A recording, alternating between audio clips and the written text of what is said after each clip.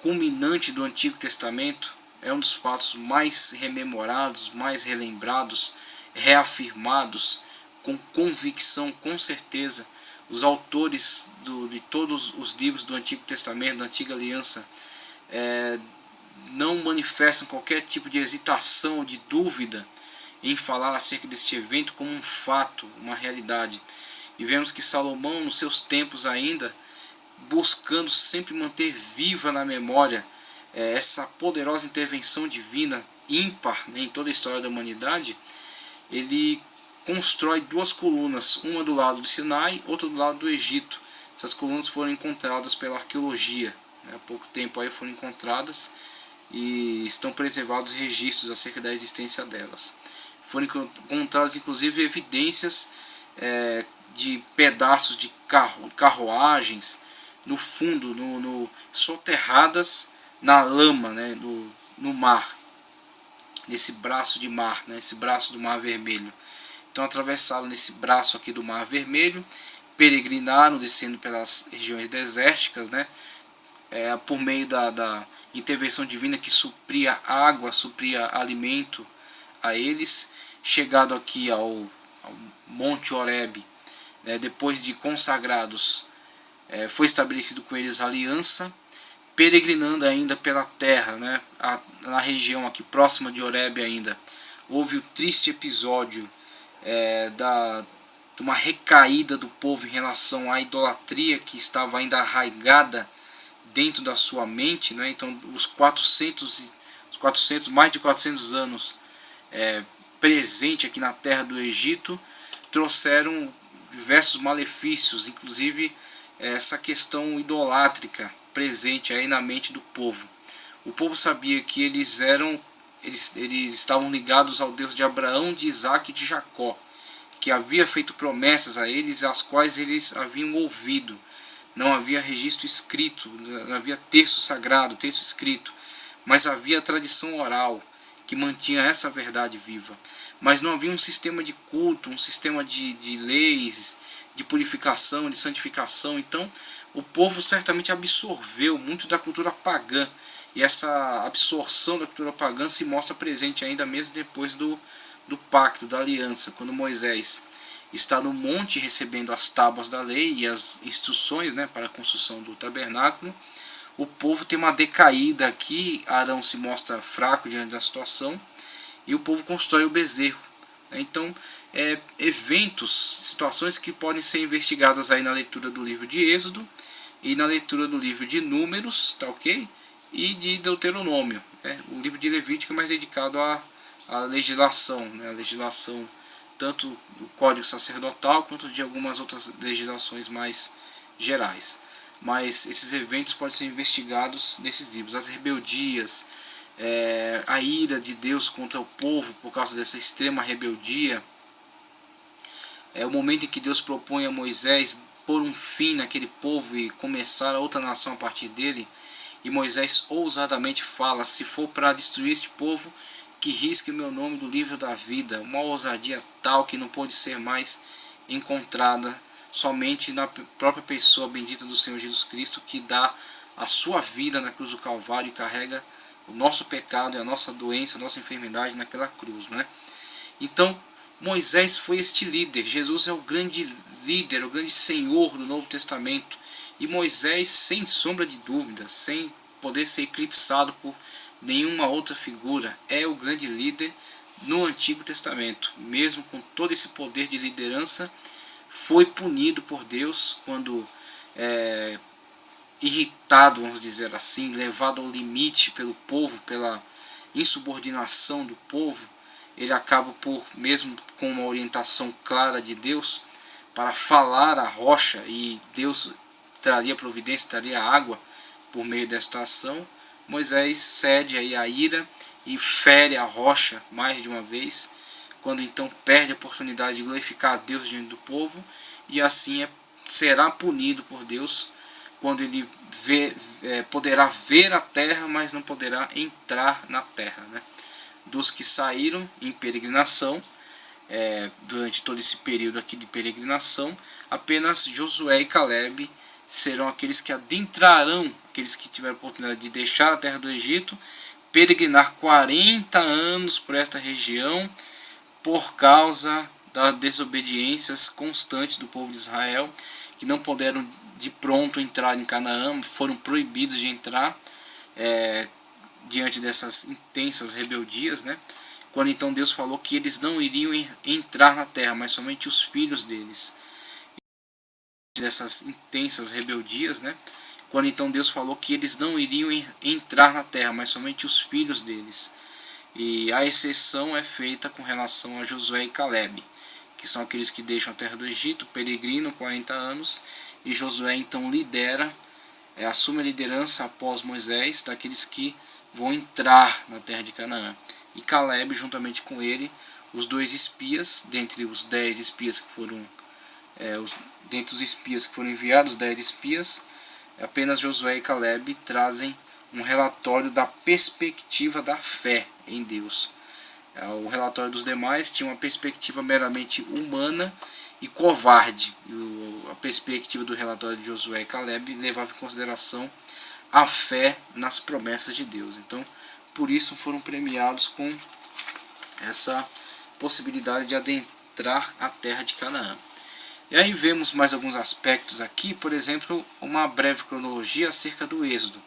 Então essa proposta cronológica aqui apresenta a data de 1445 a.C. para a saída. Vemos aqui uma representação aqui do Mar Vermelho sendo aberto e o povo passando pela terra em seca. Quando o povo termina de passar, o mar novamente se recolhe ao seu lugar e afoga as tropas de Faraó que haviam adentrado para perseguir o povo de Israel. Então, temos aqui esse grande evento, esse evento fundamental aqui na história de Israel, a continuação da peregrinação, os 10 mandamentos, tá ok? Os 40 anos no deserto de peregrinação, em virtude das intensas desobediências do povo, e diante dessa desobediência, dessa quebra, né, do pacto, da aliança, dessas murmurações, o povo é condenado a peregrinar 40 anos pelo Sinai, só então tendo a esperança de que seus filhos herdarão a terra.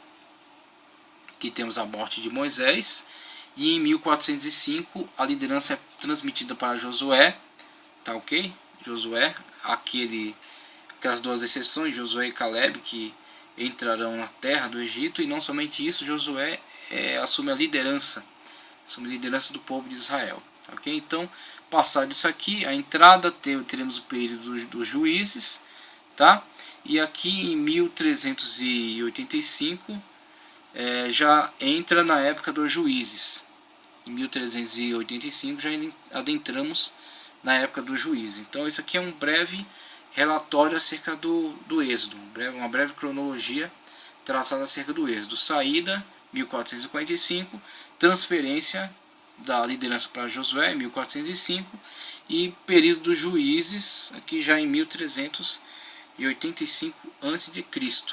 Aqui a rota do Êxodo, que já mostramos, né, já falamos acerca dela, com a possibilidade do caminho ter sido feito o caminho do mar. Isso aqui é chamado o caminho do mar. Só que Deus mesmo, falando com o povo através de seu profeta, fala que eles não irão pelo caminho do mar, para que não vejam a guerra. Os povos que habitavam nessa região, os filisteus, que já haviam migrado para aí, povo extremamente belicoso, povo que é muito experimentado na guerra, e diante do qual o povo de Israel não se encontrava pronto, não somente porque não fossem capacitados para a guerra, haviam acabado de sair de uma situação de escravidão, mas porque não seriam fiéis ao pacto, não seriam fiéis à aliança com Deus, e com isso Deus não teria a fidelidade do povo para o sustentar numa situação de guerra, uma situação dessa.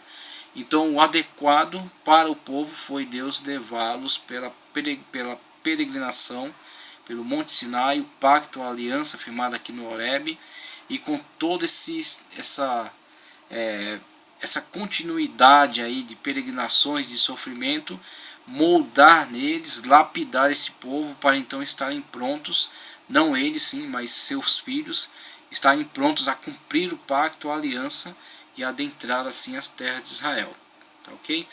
Então, passado aqui esse período, vê-se que as peregrinações deles, né, eles tentam um caminho, têm a desaprovação de Deus, retornam, permanecem em Cades Barnea durante muito tempo, e quando então são autorizados a seguir em frente para a aproximação da terra e futura tomada da terra, eles tomam este caminho aqui, margeando territórios de Edom, margeando territórios de Moabe, tendo sido orientados expressamente por Deus que eles não tomariam terras dos edomitas, não tomariam terras dos moabitas, nem dos amonitas, por serem povos aparentados a Abraão, por terem um ancestral comum, Abraão e Ló, né? Abraão e Ló, sobrinho de Abraão. Então eles não tomariam terras desses povos aparentados com eles, os povos que estavam dentro da linha genealógica, dos troncos, né, dos entroncamentos genealógicos desde Abraão. Eles tomariam terras dos amorreus, terras de Seom, né, e de Og, e a terra dos cananeus, conforme vamos ver num mapa que mostra esses povos que habitavam na região, tá ok?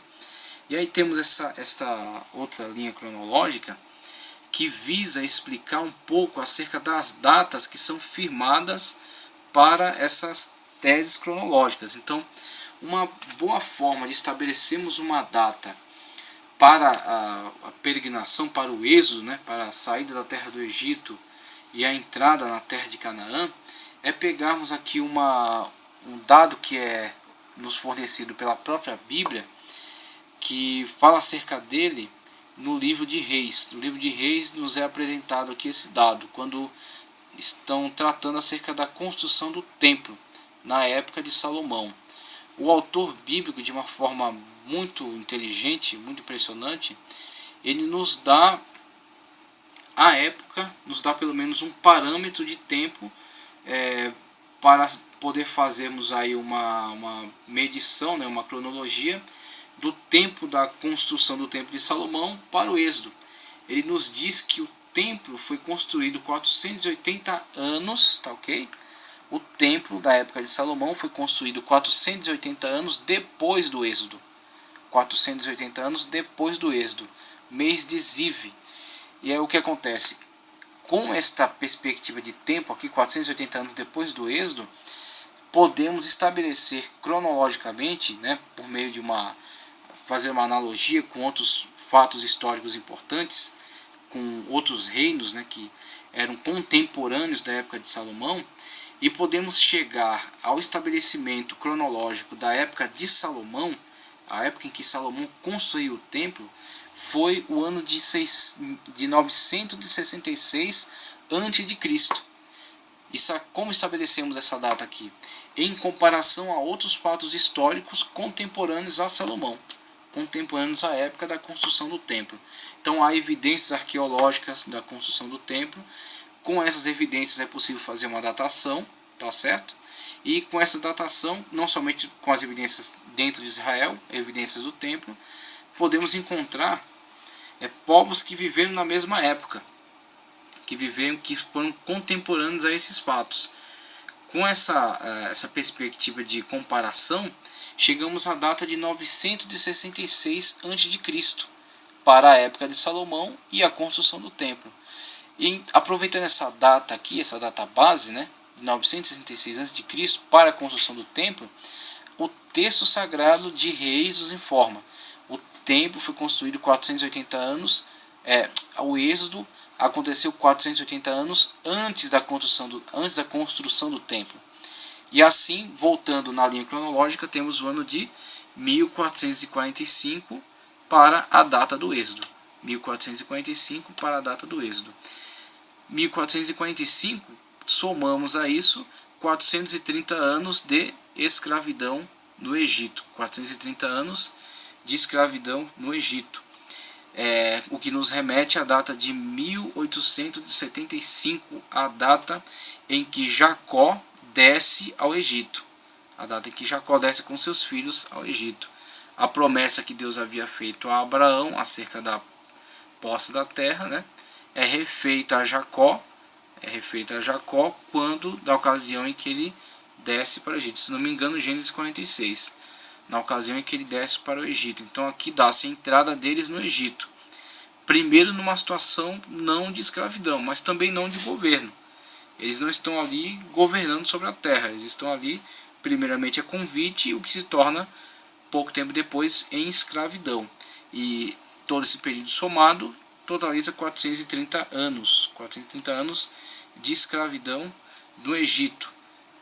1875 para a entrada no Egito, 1445 para a saída, o êxodo, 1405 para a transferência da liderança para Josué, 1375 para o início do período dos juízes e 966 para a construção do Templo de Salomão, tá ok? Então esta é uma linha cronológica importante que nos faz entender acerca desses fatos, desses acontecimentos. Aqui temos mais um mapa que tem a finalidade de mostrar exatamente o percurso, tá ok?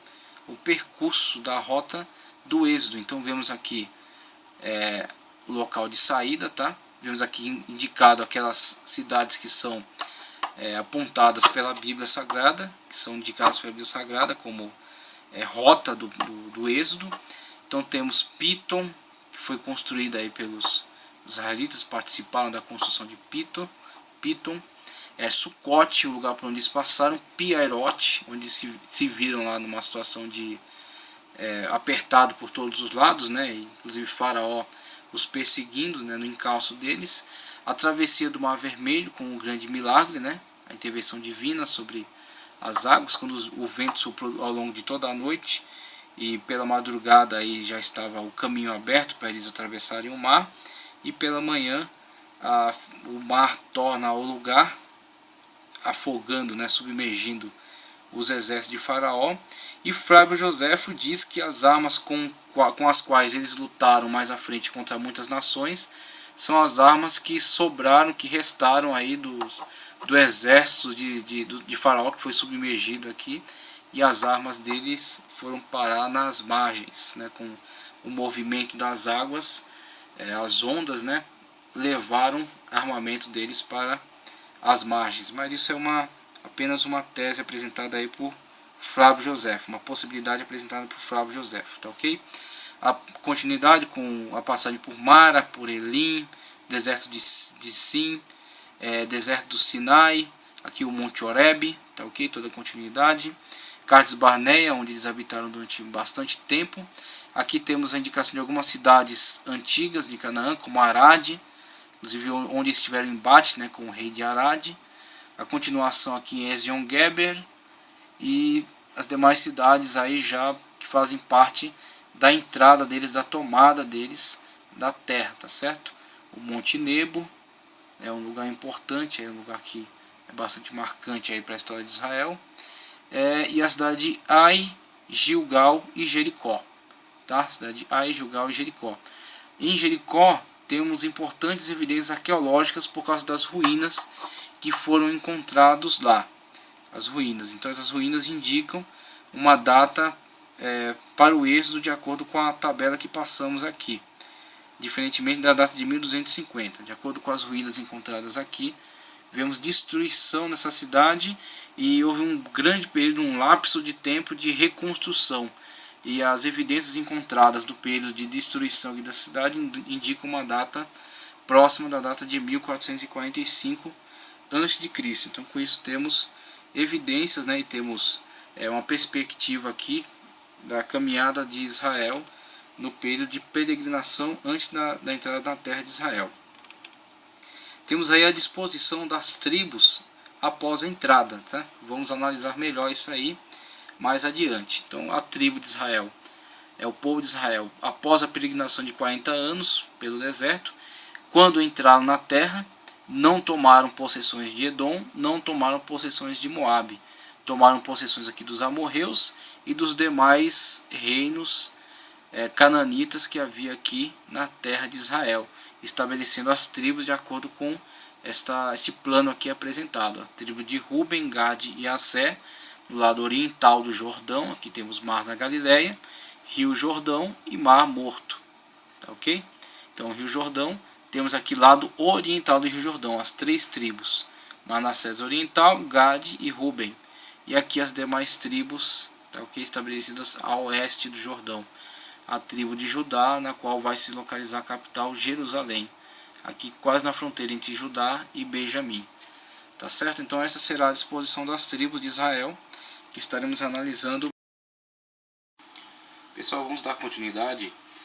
Já tratamos agora no vídeo passado acerca do êxodo de Israel, né, a poderosa intervenção da mão de Deus em favor deste povo, né, o povo que Deus elegeu para ser o seu povo exclusivo na terra, e por meio do qual ele mostrou o seu poder, mostrou a sua presença, né, sua atuação, e inclusive o grande propósito, o grande projeto de demonstrar, né, por meio da vida desse povo,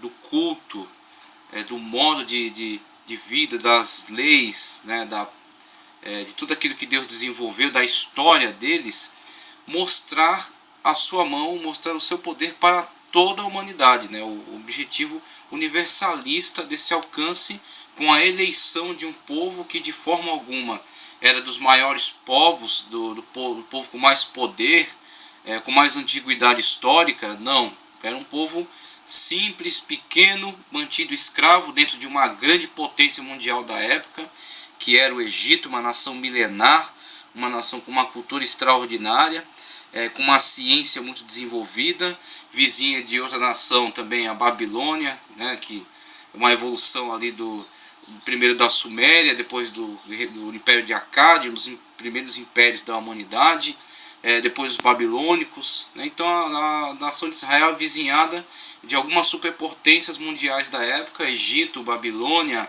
os hititas ao norte, depois surgirão os assírios, né? Tomarão grande poder na região. Então a nação de Israel está vizinhada de todas essas superpotências, e ela não é uma grande potência, não é um grande povo, não tem poderio bélico, nem antiguidade histórica, cultural, mas a libertação primeiro deles, desse cativeiro, e depois a sua ascensão, e as leis que foram constituídas ali com o código mosaico, né, com os livros de Êxodo, Números, Deuteronômio, e até as leis específicas ritualísticas, né, de Levítico, demonstram que este povo está imbuído do Espírito Divino nessa prática, nessa construção literária e todo esse histórico, né? Toda essa grande conquista, né, que foi a terra de Canaã e o estabelecimento na terra e depois o desenvolvimento. É notório que a mão de Deus agiu por meio desse povo, é notório que o Espírito de Deus inspirou estes escritores, é notório que o poder de Deus se mostrou por meio deste povo, um povo pequeno, mas com um Deus extraordinário, com um Deus que está acima de todas as coisas, o Todo-Poderoso, fora do qual não há outro Deus. Essa é a máxima afirmada aí pelo profeta Isaías, tá ok? Então isso se mostra muito notório através da existência de Israel. Israel é pequeno, mas o seu Deus é todo-poderoso, é acima de todos os outros deuses. A verdade de Yahvé, o Deus de Israel, denuncia flagrantemente a mentira de todas as outras deidades. Tá ok? Deus mostra seu poder, seu grande poder, exaltando Israel, estabelecendo Israel na terra. E o grande propósito era que Israel fosse um grande testemunho, um catalisador aí dos povos, trazendo-os para a verdade de Deus. Inclusive muitos, né, se tornaram prosélitos, muitos se associaram a Israel. Depois Israel, com as diásporas, né, com a forma como os judeus se espalharam pelo mundo, propagaram, né, esta base religiosa, esta base legal também, que levou os povos a ter dentro do seu arcabouço cultural, a sua formação cultural, uma influência primeiro judaica, depois cristã. Com isso a sociedade ocidental, por exemplo, tem uma base de formação cultural cristã judaica, tá ok? Que rege aí a ética, a moral, e que influencia também na formação das leis. Então isso é uma herança cultural herdada e primeiramente construída nesse contexto, nesta época. Estamos falando aqui de 1440, 45 a.C., com a saída de Israel. 1400, quando Josué assume o comando, já havia o Código de Leis, já estava pronto, já foi entregue à nação. Eles entram na terra já com esse Código de Leis e então passam a viver norteados, né, por esse sistema, norteados por essa ética, por esta lógica, né, por esse sistema de leis, essas ordenanças divinas. E aí o que acontece? Com o desenvolvimento histórico, vemos como isso veio a ser disseminado e influenciar diversos povos do mundo, tá ok? E aí, dentre essas avaliações, vemos aqui, passando a questão do Êxodo, tratamos aqui do